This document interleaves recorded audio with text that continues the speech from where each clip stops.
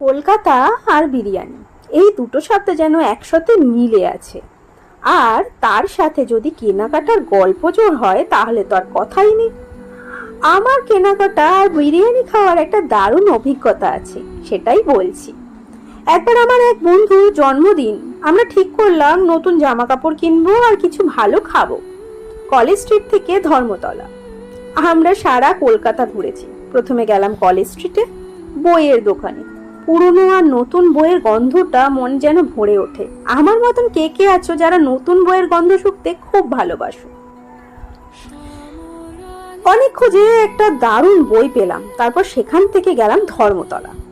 সেখানে আধুনিক শপিং মলগুলোতে ঘুরলাম, অনেক কিছু দেখলাম, কিন্তু কিছুই পছন্দ হচ্ছিল না। অবশেষে একটা ছোট্ট দোকান থেকে একটা সুন্দর শার্ট পেলাম।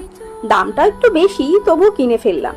কেনাকাটা করতে করতে পেটে যেন ছুঁচো দৌড়াচ্ছে। ঘড়িতে তখন বিকেল 4টে। মনে হলো এবার কিছু খাওয়া দরকার। কি খাওয়া যায় তা নিয়ে অনেক আলোচনা হলো। ফুচকা, রোল, মোগলাই, অনেক কিছুই মনে হলো, কিন্তু শেষ পর্যন্ত সবাই এক বাক্যে বিরিয়ানি খাওয়ার সিদ্ধান্ত নিলাম। আমার একটা পরিচিত রেস্টুরেন্ট গেলাম, সেখানে গরম গরম বিরিয়ানির সুবাসে মনটা যেন ভরে